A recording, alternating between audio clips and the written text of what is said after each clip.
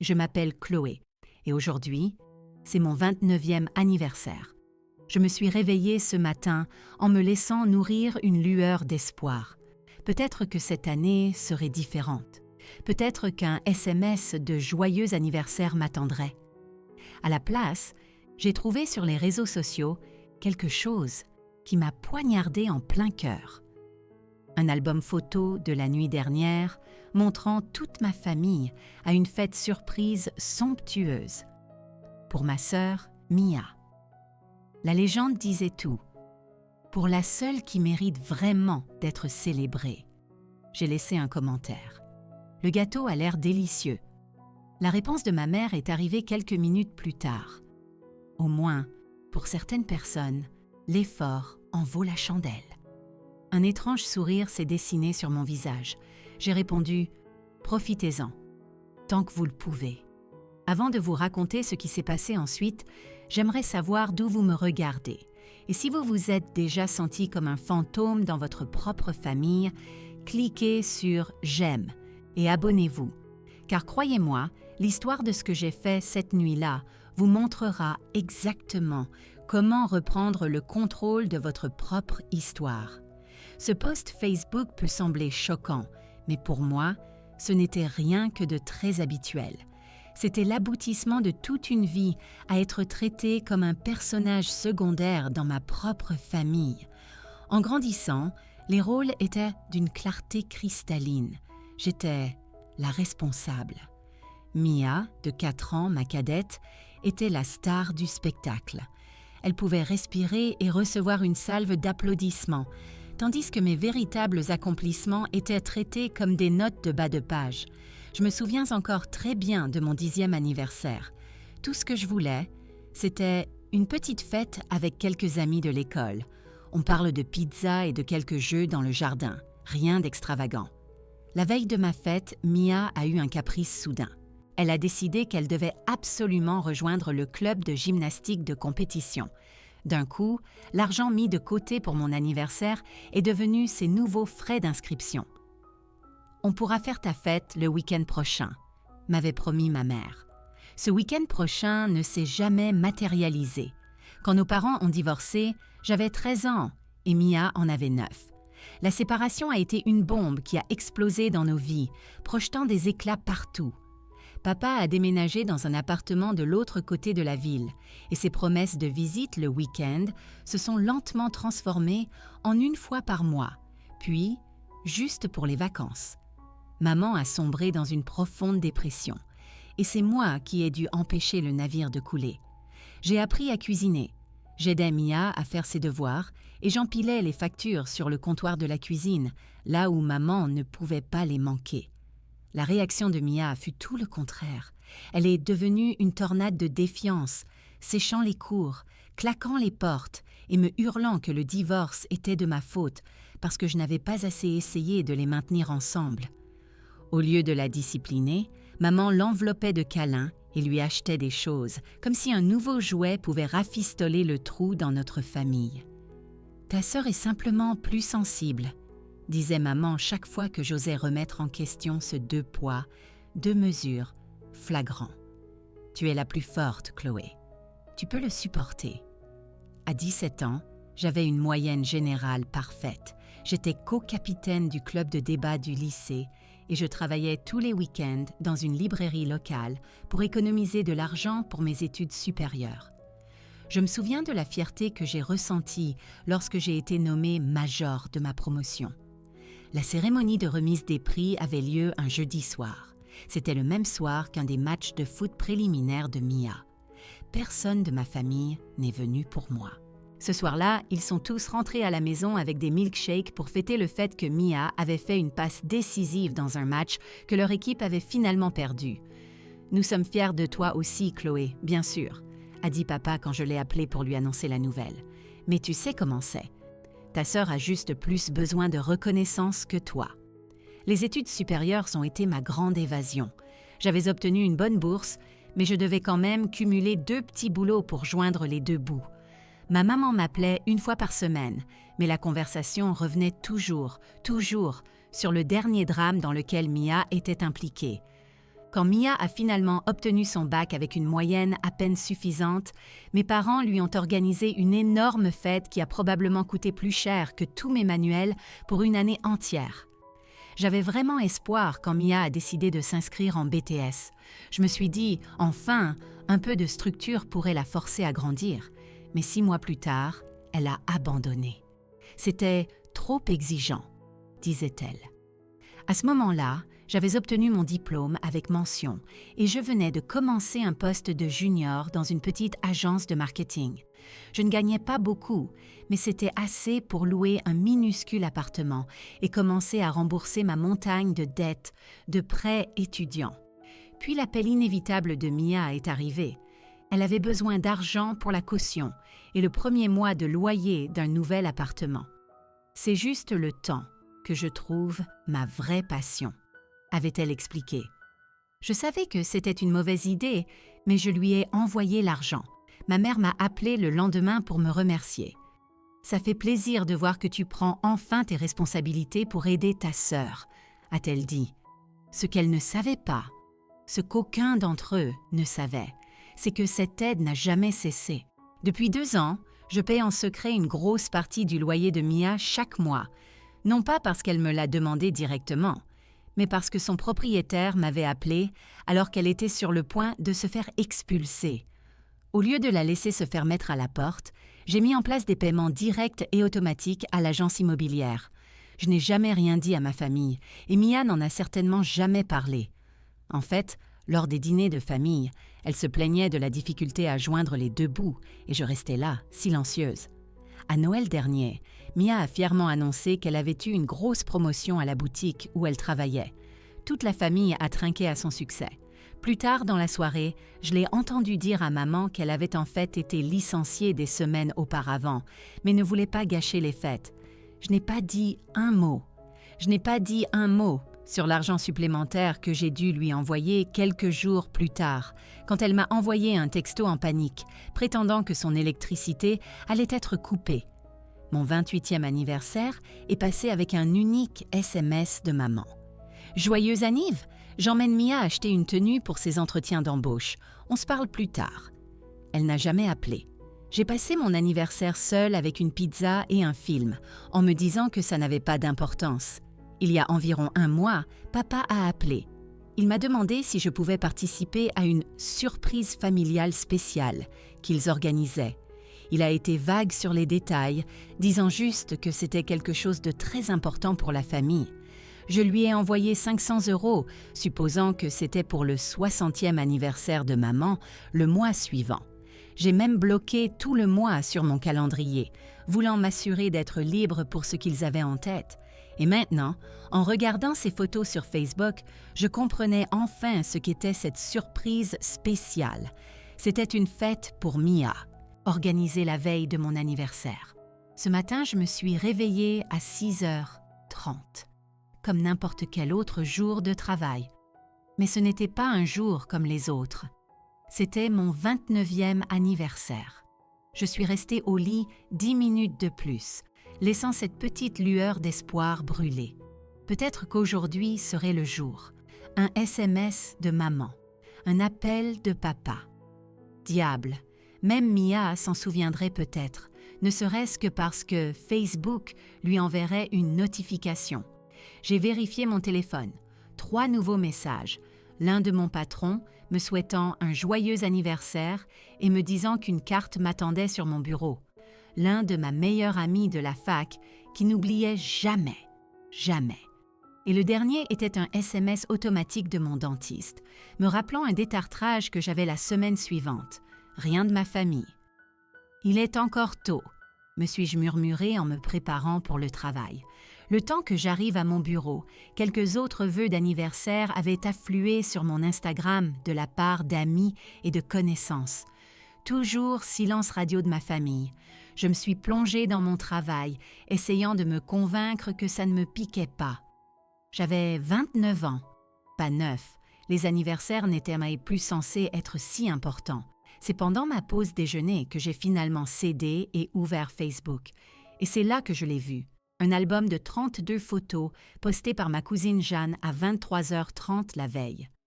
fête surprise pour la seule et unique Mia. La famille, c'est tout. J'ai fait défiler les photos, un sentiment glacial d'effroi m'envahissant. Il y avait ma mère, le visage rayonnant de fierté, portant un gâteau personnalisé avec « Mia est notre superstar », écrit en glaçage doré scintillant.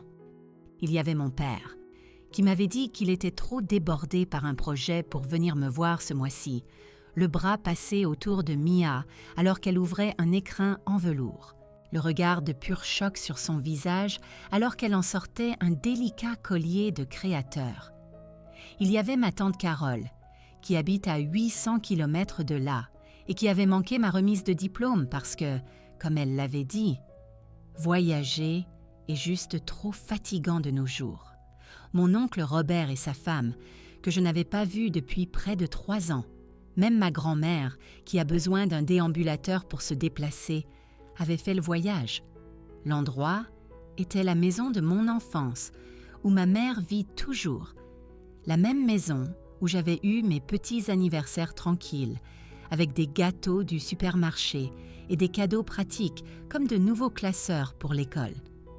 La même maison dont j'avais aidé à prendre soin, passant un été à repeindre toute la cuisine et mes vacances universitaires, à réparer l'évier qui fuyait perpétuellement parce que on ne peut tout simplement pas se permettre un plombier en ce moment. Chloé. Plus je faisais défiler, plus les détails enfonçaient le couteau. Des ballons dans la nuance de bleu sarcelle, préférée de Mia. Une table entière débordant de cadeaux magnifiquement emballés. Une immense bannière suspendue au-dessus de la cheminée qui disait « Nous sommes incroyablement fiers de toi ». Juste là où mes trophées du club de débat se trouvaient avant d'être déplacés dans une boîte de rangement pour réduire l'encombrement. La toute dernière photo était celle de Mia et de ma mère, trinquant avec des verres de champagne. La légende disait « On célèbre la seule qui le mérite, si fière de notre fille qui a décroché l'entretien pour le job de ses rêves. Famille fière, la meilleure fille. » Le redatage du poste était 23h58, 2 minutes avant le début officiel de mon anniversaire. J'ai posé mon téléphone sur mon bureau, mon déjeuner complètement oublié. Ma collègue Sarah a remarqué mon visage et m'a demandé si ça allait. J'ai juste hoché la tête, forcé un sourire et je me suis excusée pour aller aux toilettes. Je suis restée là, m'aspergeant le visage d'eau froide, prenant une profonde inspiration après l'autre. Ce n'était pas seulement qu'ils avaient oublié mon anniversaire, ils avaient activement, consciemment choisi d'organiser une fête extravagante pour ma sœur la veille, pour un entretien d'embauche, pas un emploi, un entretien. Et j'avais aidé à organiser la fête élaborée pour les 25 ans de Mia l'année dernière, en coordonnant avec tous ses mêmes parents, en collectant de l'argent pour son gros cadeau, un week-end à Bordeaux dont elle parlait depuis des mois. Je suis retournée à mon bureau et j'ai passé le reste de la journée comme un robot. Mon patron m'a apporté un cupcake avec une bougie, ainsi que la carte signée par toute l'équipe. Je l'ai remerciée, la voix chargée d'une reconnaissance qu'elle ne pouvait pas comprendre. Ce petit acte de gentillesse m'a semblé être une bouée de sauvetage. En rentrant chez moi, j'ai pris de la nourriture indienne, ma petite tradition d'anniversaire solitaire. L'appartement était aussi silencieux et vide que je l'avais laissé. Pas d'invité surprise, pas de carte dans le courrier. Je me suis assise sur mon canapé, mangeant mon curry directement dans la barquette, et j'ai de nouveau affiché les photos Facebook. Je ne pouvais pas m'en empêcher. Ce gâteau venait de la pâtisserie chère du centre-ville, que ma mère prétendait toujours être ridiculement hors de prix. L'écrin à bijoux venait d'un grand magasin de luxe. Le champagne était la marque millésimée que mon père ne sortait que pour les grandes célébrations. Et puis je l'ai vu. En arrière-plan d'une des photos, presque hors du cadre, se trouvait un sac cadeau d'une grande enseigne d'électronique. Dépassant du haut, il y avait le coin d'une boîte d'ordinateur portable flambant neuf, le modèle exact que j'avais recherché pendant des mois, celui que j'avais mentionné vouloir quand mon ancien a commencé à rendre l'âme, celui pour lequel j'attendais une prime de travail pour pouvoir me l'offrir. J'ai repoussé ma nourriture. Je n'avais plus faim. Le poids total de la trahison était suffocant. Ce n'était pas un oubli, ce n'était pas juste qu'il soit distrait, C'était une déclaration. Je savais ce qui se passerait demain. Un SMS en retard arriverait. Peut-être un appel téléphonique rapide et distrait. Maman pourrait proposer de m'inviter à déjeuner la semaine prochaine si Mia n'avait pas besoin d'elle pour quelque chose. Papa enverrait probablement sa carte cadeau électronique standard avec un message générique. Et il s'attendrait à ce que je prenne ses miettes et que je sois reconnaissante, comme je l'avais toujours été. Mais quelque chose en moi avait finalement craqué. Assise là, seule dans mon appartement, le jour de mon 29e anniversaire, je savais que j'en avais fini de manger des miettes. J'ai fixé mon téléphone pendant ce qui a semblé être 1 heure, tapant et effaçant des commentaires. Les plus colériques semblaient trop à vif, comme si je leur montrais exactement où ça faisait mal. Les passifs agressifs semblaient juste mesquins et petits. Et un commentaire triste et honnête m'aurait juste fait paraître faible. Finalement, j'ai tapé 2 mots simples. Superbe gâteau. C'était neutre. Ça pouvait être pris pour de la sincérité. Seul moi connaîtrais la montagne de douleur qui se cachait derrière. J'ai cliqué sur Publier et j'ai posé mon téléphone, jurant de ne pas regarder. Moins de 5 minutes plus tard, j'actualisais la page. La première réponse venait de ma tante. Il était divin. Mia ne mérite que le meilleur. Puis ma cousine Jeanne a répondu « Tu nous as manqué, mais c'était une soirée si parfaite pour notre parfaite Mia. » Je n'ai pas pu m'empêcher de remarquer qu'aucune d'elles n'a mentionné mon anniversaire ou demandé pourquoi je n'étais pas là. C'était une piqûre familière. Et puis est revenue la réponse de ma mère, celle qui a tout brisé. Au moins, pour certaines personnes, l'effort en vaut la chandelle. J'ai lu ces mots encore et encore, des mots qui résumaient parfaitement ce que j'avais soupçonné toute ma vie. Dans le monde de ma mère, je ne valais pas l'effort. Je ne valais pas la peine d'être célébrée. Je ne valais pas la peine d'être aimée de la même manière qu'elle aimait Mia. Les commentaires ont continué d'affluer. Mon oncle a ajouté un emoji qui rit. Un ami de la famille a écrit « Ta sœur est une telle étoile montante !» Une autre cousine a tagué Mia, demandant des nouvelles de son entretien. Puis, Mia elle-même a répondu directement à mon commentaire. « Oh, désolée, sœurette. Maman doit juste m'aimer plus que toi, lol. Peut-être que l'année prochaine, tu feras quelque chose qui mérite d'être fêté. » La cruauté désinvolte et brutale de cette phrase m'a coupé le souffle, le « lol », comme si ces mots n'étaient pas un poignard qu'elle tournait dans ma poitrine. L'insinuation que ma vie, mon diplôme, ma carrière, mon indépendance ne valaient pas la peine d'être célébrée. Tout ça pendant que je la maintenais secrètement à flot. Mes doigts tremblaient sur le clavier. C'était le moment où j'étais censée ravaler ma peine, leur trouver une excuse et en rire pour éviter une scène. Pas cette fois. J'ai tapé « Profitez-en ». Tant que vous le pouvez. 4 mots. Un peu mystérieux. Mais je savais exactement ce qu'ils signifiaient, même si ma famille ne verrait là qu'un commentaire amer de la part de la sœur aînée jalouse. Mon téléphone a sonné presque immédiatement. C'était ma cousine Jeanne, celle qui avait posté l'album. Son ton était hésitant. « Salut, Chloé, joyeux anniversaire ?» « Tu t'en es souvenu ?» ai-je dit, incapable de cacher la surprise dans ma voix. « Bien sûr que oui. Écoute, à propos d'hier soir, je me sens mal que tu n'aies pas été là. »« Pourquoi y avait-il une fête hier soir, Jeanne ?» ai-je demandé, ma voix plate. Jeanne a marqué une pause. « Ta mère ?» Elle a dit que Mia était très nerveuse pour cet énorme entretien et qu'elle avait besoin d'un grand coup de pouce pour sa confiance. Elle a dit que nous devions tous nous mobiliser et lui montrer à quel point nous la soutenions. Une autre pause. J'ai demandé où tu étais. Ta mère a juste dit que tu avais été trop débordée par le travail pour venir aux réunions de famille ces derniers temps. Le mensonge était net et précis. Je n'avais pas été invitée à une réunion de famille depuis des mois, même si j'étais toujours celle qui demandait quand nous pourrions tous nous voir. J'ai envoyé de l'argent pour cette fête. Ai-je dit doucement.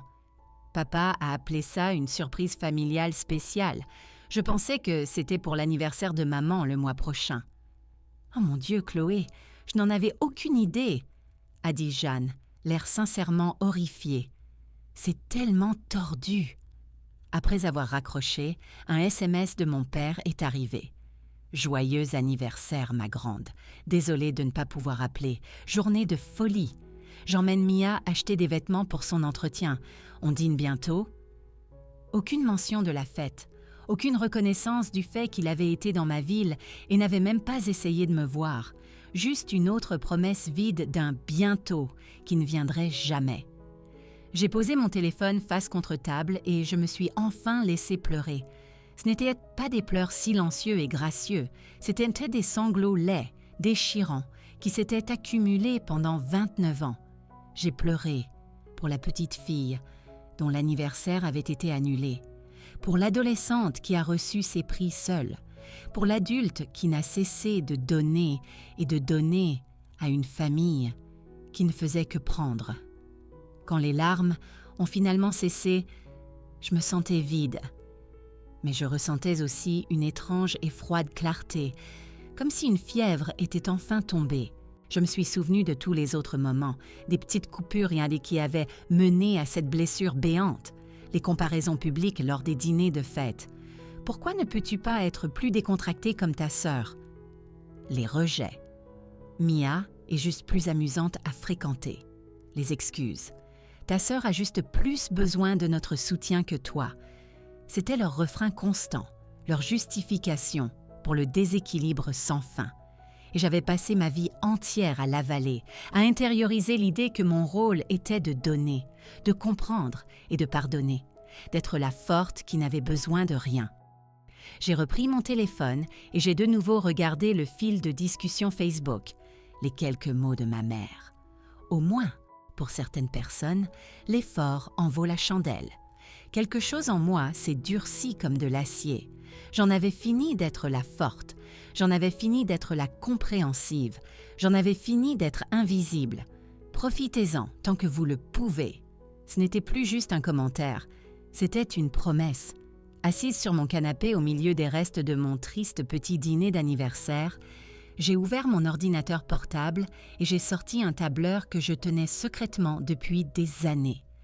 Chaque virement à Mia, chaque facture que j'avais couverte, chaque prêt dont on n'avait plus jamais parlé, 2 ans de subvention de loyer, 6 mois de facture d'énergie quand sa colocataire l'avait soi-disant laissé tomber, 4 mensualités de voiture quand elle était sur le point de la perdre, la totalité de la caution pour son appartement actuel. Le grand total me fixait 19 578 €. De l'argent qui aurait pu rembourser la moitié de mon prêt étudiant, de l'argent qui aurait pu être un apport pour mon propre logement, de l'argent qui avait disparu dans le trou noir des crises fabriquées de Mia pendant qu'elle était exhibée comme le joyau de la famille. J'ai ouvert ma messagerie et j'ai cherché les messages que j'avais sauvegardés. Juste besoin d'un petit coup de main ce mois-ci. C'est calme au travail. Je te jure que je te rembourserai dès que ma prochaine commission tombera. Ne le dis pas à papa et maman, ils vont juste paniquer. Puis j'ai ouvert un dossier que j'avais créé pour les emails de son compte professionnel, que je l'avais aidé à configurer et auquel j'avais toujours accès. Des emails qu'elle ne savait pas que je pouvais voir, des avertissements formels concernant ses retards constants, des préoccupations concernant son attitude négative envers les clients. Et puis, le dernier, un avis de licenciement daté de 3 mois, citant des performances irrégulières et un manque de fiabilité générale. 3 mois. Elle était au chômage depuis 3 mois entiers, tout en mentant à tout le monde en disant qu'elle avait été promue. Elle vivait de mon argent, de mon soutien, pendant que nos parents planifiaient une fête pour célébrer un entretien d'embauche complètement bidon. Je me suis ensuite connectée à mon compte bancaire. Le virement automatique au propriétaire de Mia devait partir dans 5 jours. Nous à sud de €, envoyé directement à l'agence immobilière parce que j'avais appris très tôt que je ne pouvais pas faire confiance à Mia pour utiliser l'argent à bon escient. J'ai continué à creuser. Une recherche rapide dans mes archives d'email a fait ressortir les coordonnées de son propriétaire, M. Lefebvre. J'avais sa ligne directe enregistrée depuis que j'avais négocié l'arrangement de paiement pour arrêter son expulsion 2 ans plus tôt. Et j'ai trouvé autre chose. Un dernier avis de coupure de la compagnie d'électricité, transféré accidentellement à mon adresse e-mail au lieu de celle de Mia. Le solde impayé était de plus de 700 €, même si je lui avais envoyé de l'argent spécifiquement pour cette facture le mois dernier. Tout s'est mis en place avec un bruit sourd et écœurant. Elle n'avait pas du tout utilisé mon argent pour ses factures. Elle l'avait dépensé on ne sait où, laissant les dettes s'accumuler, pleinement convaincue que je viendrais la sauver avant que les lumières ne s'éteignent. Elle était licenciée, mais elle continuait la comédie, vivant à mes crochets tout en absorbant la sympathie et les louanges de nos parents. La fête n'était que la dernière et la plus douloureuse récompense de sa tromperie. J'ai pris une profonde inspiration et j'ai pris 3 décisions rapides. Premièrement, je me suis reconnectée à mon compte bancaire et j'ai annulé le virement automatique à M. Lefebvre. Le prochain paiement était dû dans 5 jours. Il n'allait pas avoir lieu.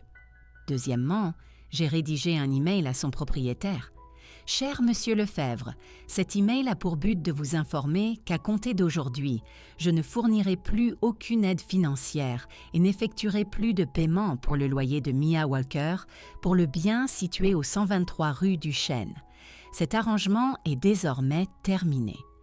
Veuillez adresser toutes les communications futures concernant les paiements de loyer directement à Mia. Cordialement, Chloé Walker. » J'ai appuyé sur « Envoyer » avant de pouvoir douter.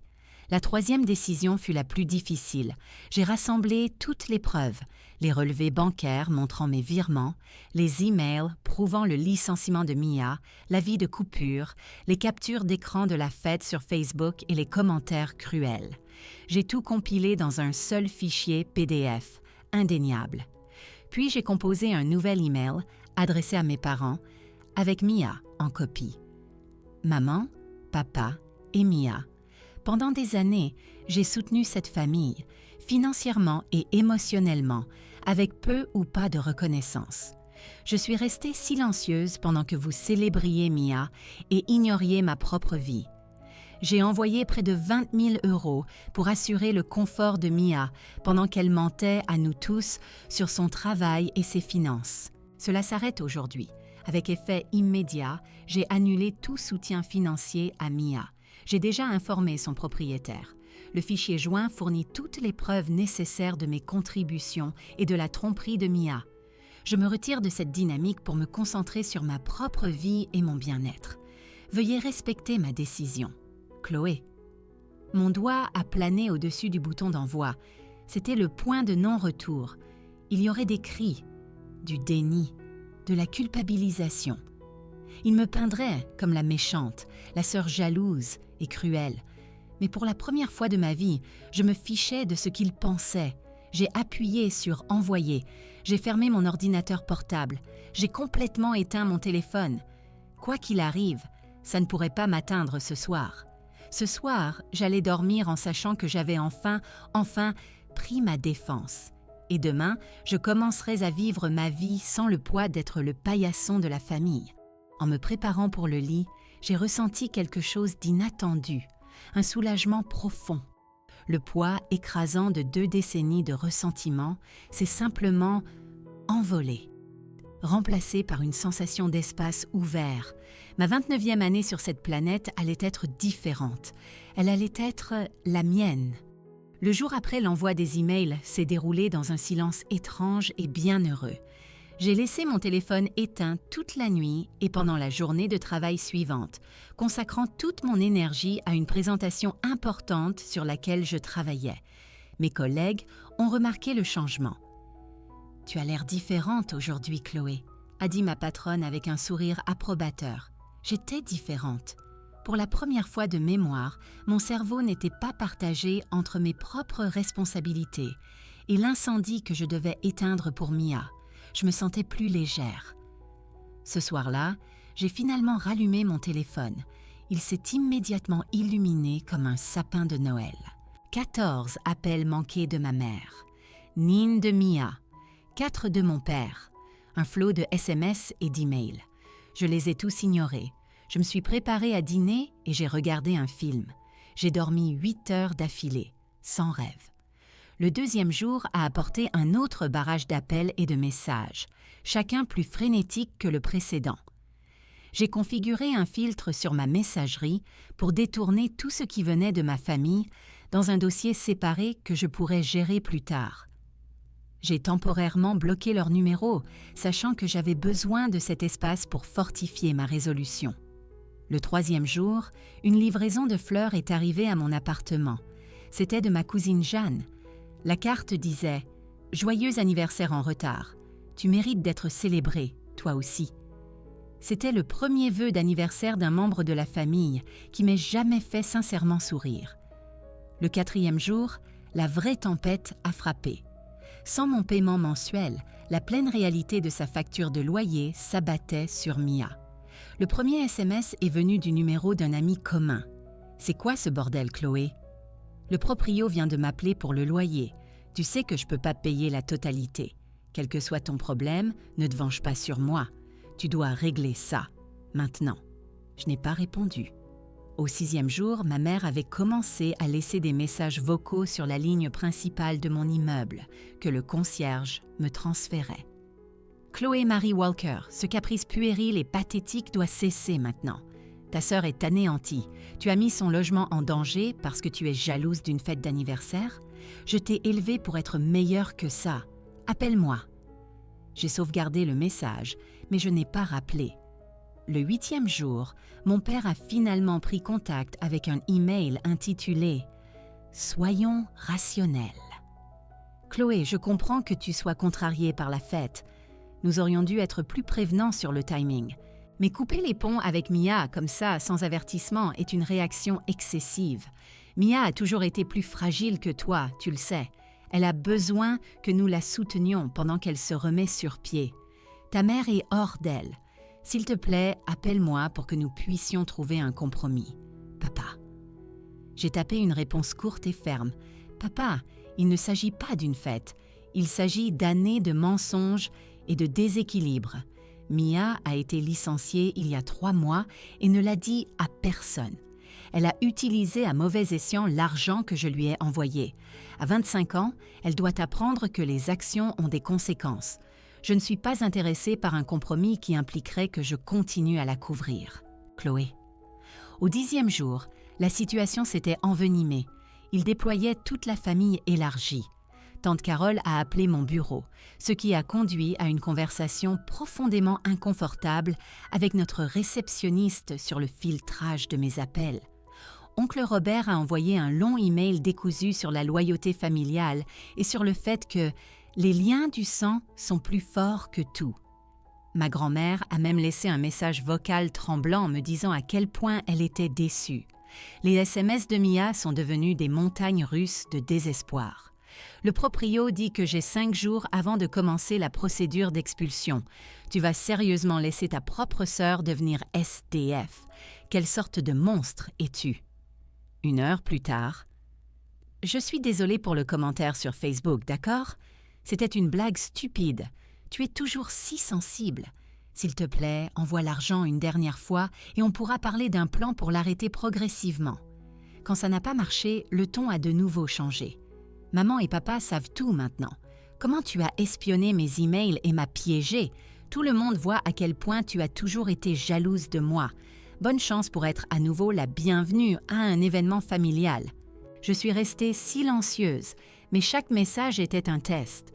L'ancienne moi aurait cédé, se serait excusée et aurait envoyé l'argent juste pour que tout s'arrête. La nouvelle moi voyait ces messages pour ce qu'ils étaient. De la pure manipulation, conçue pour me remettre dans ma boîte. Le 11e jour, ma mère a envoyé sa menace la plus directe. « Tu as 24 heures pour régler ça avec le propriétaire de ta sœur et t'excuser auprès de cette famille. Si tu ne le fais pas, il y aura des conséquences. Ne me teste pas, Chloé. » La menace vague, qui m'aurait autrefois terrifiée, me semblait maintenant juste une confirmation. Le même jour, le petit ami de Mia, Kevin, que j'avais rencontré peut-être 2 fois, m'a envoyé un long message mal orthographié m'accusant d'essayer de détruire la santé mentale de Mia parce que j'étais jalouse de voir à quel point tout le monde l'aime. J'ai bloqué son numéro et plusieurs autres, créant une bulle de paix numérique. Je me suis investie dans mon travail, je suis sortie dîner avec des collègues et j'ai pris mon tout premier rendez-vous chez un thérapeute. Un point positif est venu lorsque Jeanne a appelé pour prendre des nouvelles. « J'ai vu l'email que tu leur as envoyé avec toutes les preuves, a-t-elle dit. Je ne savais pas que tu payais son loyer. Personne ne le savait. C'était un peu le but, ai-je répondu. Eh bien, pour ce que ça vaut, je pense que tu fais la chose absolument juste, a-t-elle dit. Il était grand temps que quelqu'un tienne tête au Mia Show. Et je suis tellement désolée pour ton anniversaire. J'aurais dû savoir que quelque chose n'allait pas quand ta mère a été si insistante sur le fait que tu ne pouvais pas venir.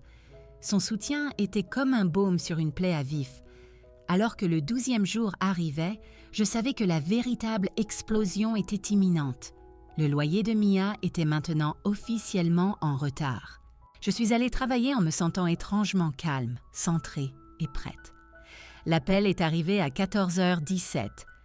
J'étais au milieu de ma présentation quand mon téléphone s'est allumé avec le nom de Mia. J'ai refusé l'appel. 2 minutes plus tard, il a sonné à nouveau. Et encore. Après le 5e appel consécutif, mon patron m'a fait un signe de tête. « Va régler ça. » Je suis sortie dans le couloir et j'ai répondu. « Quoi, Mia ?»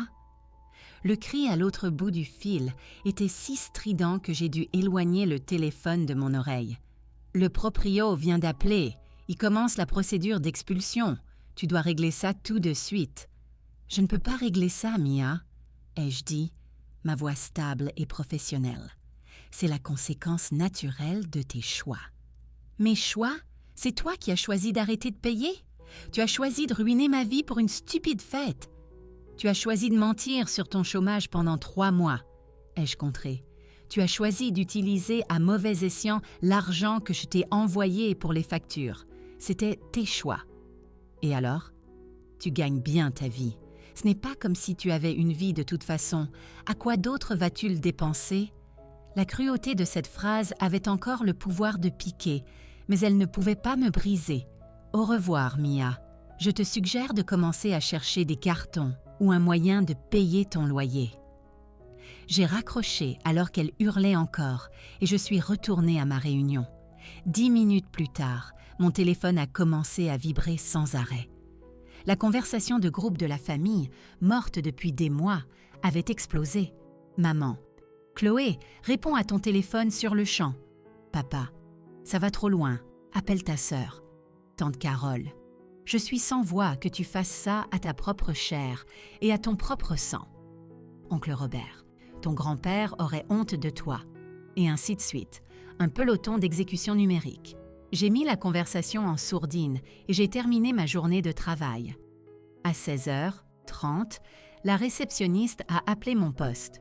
« Chloé, ta mère est en bas dans le hall. Elle a l'air très contrariée. La sécurité demande si tu veux qu'elle soit raccompagnée à l'extérieur. » Mon cœur battait la chamade, mais j'ai pris une inspiration. « Dis-leur que c'est bon, je descends tout de suite. » Dans le hall, ma mère faisait les 100 pas comme un animal en cage, le visage rouge de fureur. À la seconde où elle m'a vue, elle a pointé un doigt dans ma direction. « Toi, comment oses-tu humilier cette famille ?» Le gardien de sécurité, Franck, m'a jeté un regard inquiet. Je lui ai souri. « Tout va bien, Franck. C'est ma mère, on va juste sortir. » Dehors, je lui ai fait face. « Maman, je suis à mon travail. Ce n'est pas approprié. » Inapproprié? Je vais te dire ce qui est inapproprié. Envoyer des informations privées à toute la famille. Essayer de faire passer ta sœur pour une mauvaise personne, juste pour te sentir importante. Elle va perdre son logement. « Maman, » ai-je dit en gardant ma voix basse, « Mia a perdu son emploi il y a 3 mois et a menti à tout le monde. Elle attendait juste le bon moment pour nous le dire. Elle ne voulait inquiéter personne.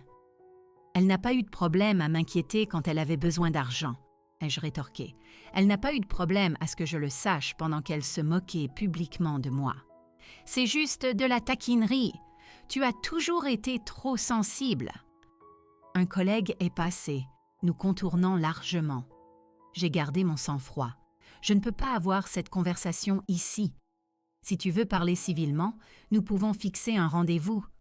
Oh, maintenant tu veux fixer un rendez-vous après avoir lâché cette bombe? Ta sœur fait une crise de panique totale.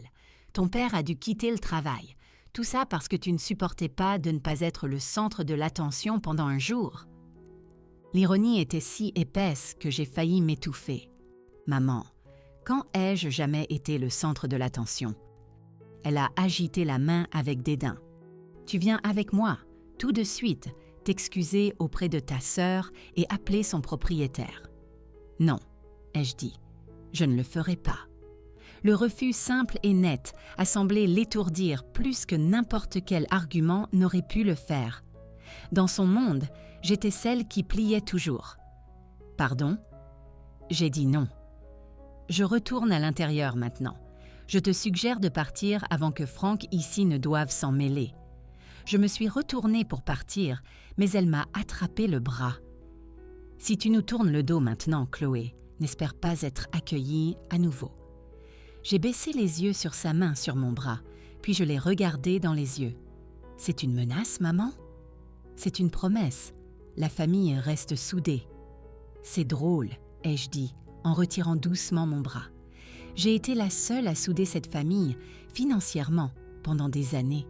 Où était cette promesse le jour de mon anniversaire? Elle n'avait pas de réponse. Je suis retournée dans le bâtiment. J'ai fait un signe de tête rassurant à Franck et je suis retournée à mon bureau. Mes mains tremblaient, mais ma colonne vertébrale était en acier. La véritable confrontation a eu lieu ce soir-là. Je venais de m'asseoir pour dîner quand ma sonnette a retenti. J'ai regardé par le Judas et je les ai vus, Mia, ma mère et mon père, un front uni de fureur et de déception. J'ai pensé à ne pas répondre, mais je savais que c'était inévitable. J'ai ouvert la porte, mais je suis restée dans l'entrée, leur barrant le passage. « Oui ?» Mia a essayé de me bousculer. « Tu dois régler ça, maintenant. Le proprio a dit que j'avais 3 jours pour payer ou je suis dehors. » « Alors je suppose que tu devrais commencer à faire tes cartons, » ai-je répondu calmement. Mon père s'est avancé, jouant son rôle habituel de médiateur malheureux. « Chloé, s'il te plaît, laisse-nous juste entrer et en discuter. » J'ai hésité, puis j'ai reculé. Ils sont entrés. Mia s'est immédiatement effondrée sur mon canapé dans une tempête de sanglots dramatiques. Ma mère s'est assise raidement sur le bord d'un fauteuil. Mon père est juste resté près de la fenêtre, l'air mal à l'aise. « Bel appartement », a-t-il dit en regardant autour de lui. « Je ne pense pas y être jamais venu. »« Ça fait 2 ans, papa, » ai-je dit. Le silence était lourd. Finalement, ma mère a parlé. « Chloé, cette vendetta doit cesser. Tu as fait valoir ton point de vue. Maintenant, il est temps d'être la plus intelligente et d'aider ta sœur. »« Ce n'est pas une vendetta, » ai-je dit. C'est moi qui mets un terme à une dynamique toxique. « En mettant ta sœur à la rue, » a gémi Mia depuis le canapé, « tu ne serais pas menacée d'expulsion si tu avais été honnête à propos de ton travail, » ai-je dit, « ou si tu avais utilisé l'argent que je t'ai envoyé pour ce à quoi il était destiné, au lieu de... peu importe ce sur quoi tu l'as dépensé. »« J'avais des dépenses, » a-t-elle pleuré. « Comme quoi, ce sac à main de créateur que tu as posté sur Instagram le mois dernier, le week-end à Miami avec Kevin ?» Mon père a regardé de moi à Mia, confus. « Mia, tu m'as dit que tu travaillais encore. » Mia m'a lancé un regard de pure haine. « C'était compliqué, papa. Ils ont réduit mes heures et puis... ils m'ont licenciée. Mais j'ai passé des entretiens. »« Pendant 3 mois ?» ai-je demandé. « Le marché du travail est brutal en ce moment, » a-t-elle lancé. « Surtout quand on se fait virer pour retard chronique et mauvaise attitude, » ai-je dit en sortant l'email de licenciement sur mon téléphone. « Dois-je le lire à voix haute ?» Ma mère a bondi. Arrête, Chloé, arrête d'attaquer ta sœur. C'est ça le problème. Tu as toujours été jalouse d'elle, toujours à essayer de la rabaisser. Maman, ai-je dit, ma voix dangereusement calme. J'ai payé 40% du loyer de Mia pendant 2 ans. J'ai couvert ses factures. J'ai envoyé de l'argent pour sa voiture, pour des frais médicaux, pour une urgence après l'autre. Tout ça pendant que toi et papa la félicitiez pour ne rien faire. Tout ça pendant que vous m'ignoriez, puis que vous lui organisiez une fête la veille de mon anniversaire avec de l'argent que je vous avais donné. Nous ne savions pas que c'était ton anniversaire, a dit faiblement mon père. Tu as oublié l'anniversaire de ta propre fille, ai-je demandé, le regardant droit dans les yeux. Il a eu l'air vraiment honteux. Les choses ont été chaotiques. Les choses, Mia, sont toujours chaotiques quand il s'agit de moi, ai-je dit, mais jamais pour Mia. C'est parce que Mia a plus besoin de nous, s'est exclamée ma mère. Tu as toujours été si indépendante, si capable. Parce que je devais l'être, ai-je crié, ma voix se brisant enfin. Parce que personne d'autre n'allait jamais le faire pour moi. Alors c'est ça? Une punition? A sangloté Mia. Tu me punis parce que papa et maman m'aiment plus que toi? La pièce est tombée dans le silence. Elle l'avait dit, la partie silencieuse, à voix haute. Ce n'est pas une punition, ai-je dit après un long moment. C'est moi qui me choisis pour la première fois. C'est moi qui refuse de me ruiner pour quelqu'un qui prend et se moque ensuite de moi. Que veux-tu, Chloé? A exigé ma mère. Des excuses? D'accord. Nous sommes désolés d'avoir oublié ton anniversaire. Nous sommes désolés pour la fête, mais c'est une réaction complètement disproportionnée. Je ne veux pas d'excuses, ai-je dit. Je veux que les choses changent. Je veux que Mia prenne enfin ses responsabilités pour sa propre vie, et je veux avoir le droit d'avoir la mienne. En laissant ta sœur à la rue, a demandé mon père. Mia a des options, ai-je répondu.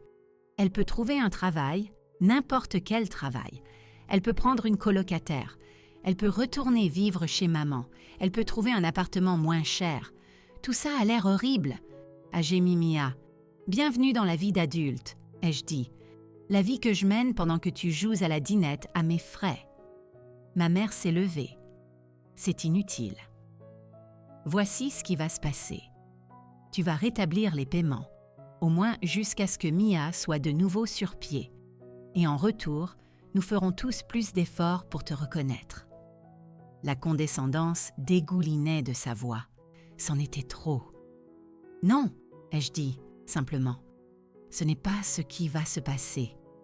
Ce qui va se passer, c'est ceci. Je vais continuer à vivre ma vie, libre de toute obligation financière envers Mia. Et il se trouve que ma vie est sur le point de changer radicalement.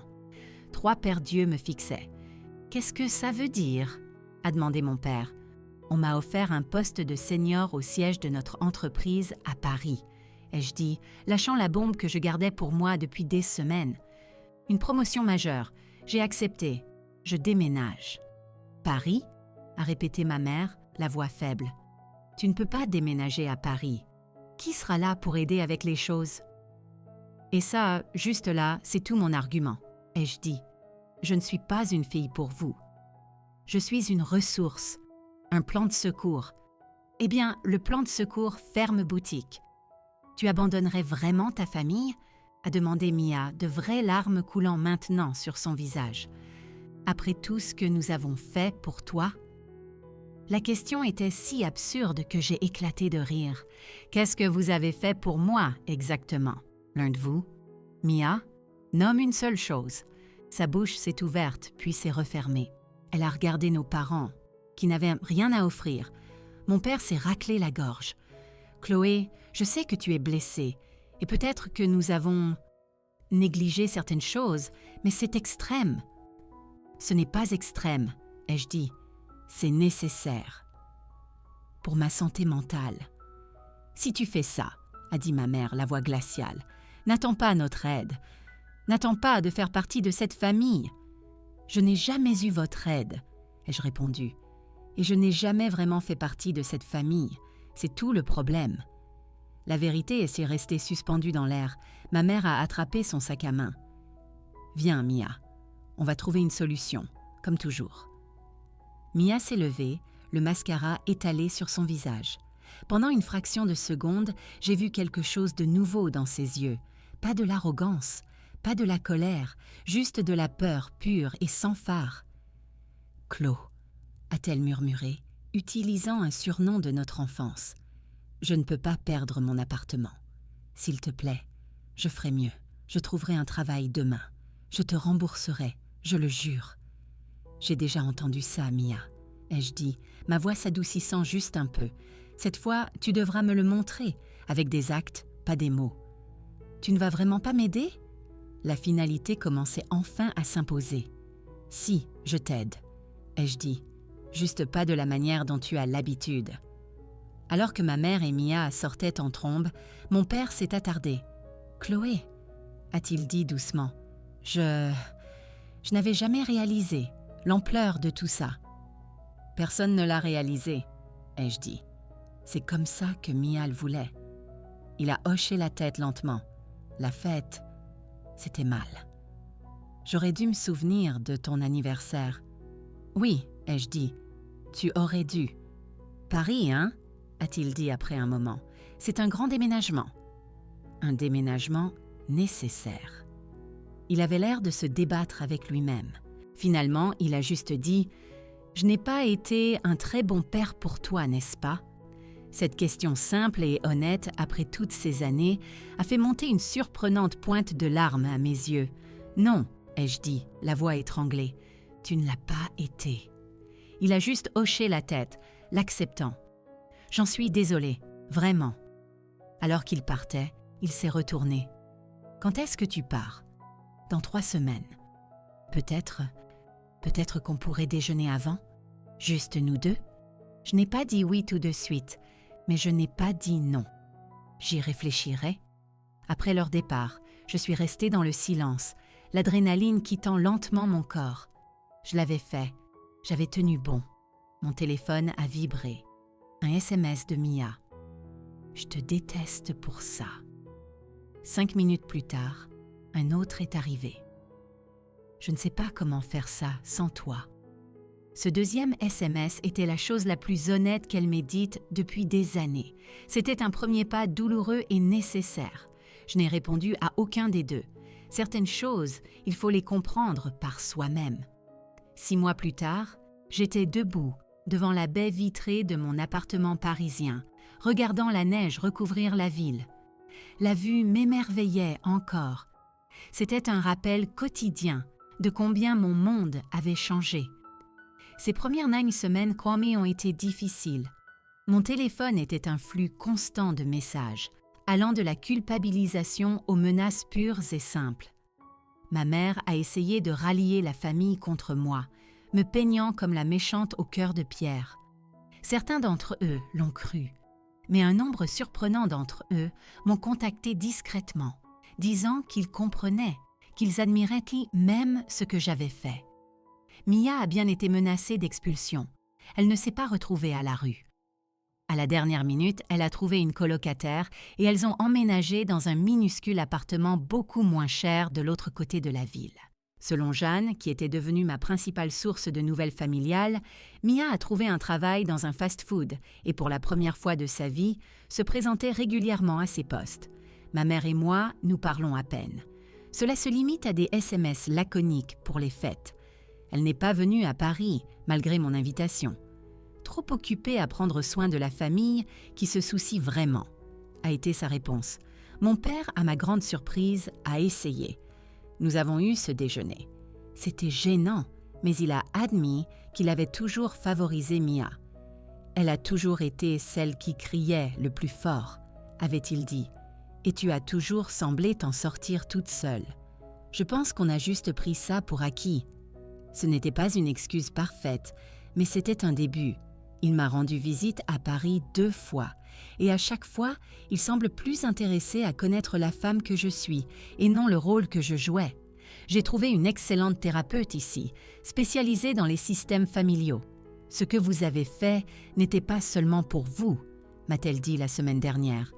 Vous avez brisé un cycle qui faisait du mal à tout le monde, y compris à Mia. Cette pensée a aidé à apaiser la culpabilité qui murmure encore parfois au fond de mon esprit. Ma carrière ici a décollé. J'adore le défi de mon nouveau rôle et je me suis fait de vrais amis, des gens qui ne me connaissent que comme Chloé, pas comme la sœur responsable de Mia. Ma sonnette a retenti, me tirant de mes pensées. C'était Jeanne, ici pour un week-end. Nous étions devenus plus proches que jamais, trouvant la sororité qui nous avait manqué à toutes les deux.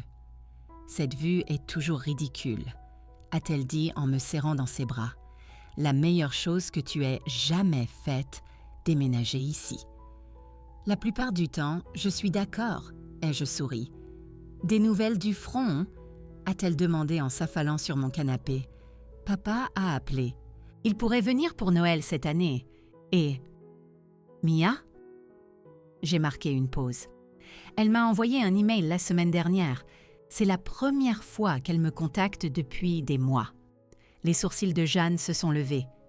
Et c'était différent. Pas de reproches, pas de demande. Elle a dit qu'elle travaillait à temps plein depuis 4 mois d'affilée et elle s'est inscrite à une formation en comptabilité en ligne. Waouh, la vraie vie d'adulte. Apparemment, ai-je acquiescé. Elle a aussi dit qu'elle avait beaucoup réfléchi à cette nuit-là, à la façon dont elle a profité de moi pendant des années. Ce n'était pas tout à fait des excuses, mais c'est un début, a terminé Jeanne pour moi. Un début, ai-je fait écho. Plus tard dans la soirée, je me suis enfin assise pour répondre à l'email de Mia. J'ai tapé « Mia, merci pour ton email. Je suis contente d'apprendre que les choses vont bien pour toi. Le passé est le passé, mais je suis ouverte à l'idée de voir à quoi une nouvelle relation, plus saine, pourrait ressembler pour nous à l'avenir. Une relation basée sur le respect, pas sur la dépendance. Prends soin de toi, Chloé. » Cela posait une limite mais laissait une porte entr'ouverte. Cela semblait juste. En appuyant sur « Envoyer », j'ai réalisé à quel point j'avais grandi. L'ancienne Chloé se serait jetée sur cette branche d'olivier, prête à replonger tête la première dans le désordre. La nouvelle Chloé sait que le vrai changement prend du temps et de la constance. J'ai appris que la famille n'est pas une obligation. C'est une relation qui doit se mériter, des deux côtés. Et surtout, j'ai appris que je vaux la peine d'être célébrée, non pas pour ce que je fais pour les autres, mais simplement pour qui je suis. Mon 30e anniversaire se profile à l'horizon et je prévois déjà une fête pour moi-même, entourée de gens qui me voient et m'apprécient. Le voyage a été atroce, mais il était le mien. J'ai dû me briser le cœur pour me sauver. J'ai dû m'éloigner de tout ce que j'avais toujours connu pour découvrir qui je pouvais être. Et c'est une histoire qui mérite d'être célébrée. Avez-vous déjà eu à faire un choix qui a fait passer votre propre bien-être avant les attentes de votre famille? J'adorerais lire votre histoire dans les commentaires ci-dessous. Si cela a résonné en vous, n'hésitez pas à aimer cette vidéo et à vous abonner pour plus d'histoires sur l'établissement de limites et la recherche de sa propre voie. Merci de m'avoir écouté. Et n'oubliez pas, votre histoire compte, même si quelqu'un d'autre essaie de l'effacer. Fin de l'histoire.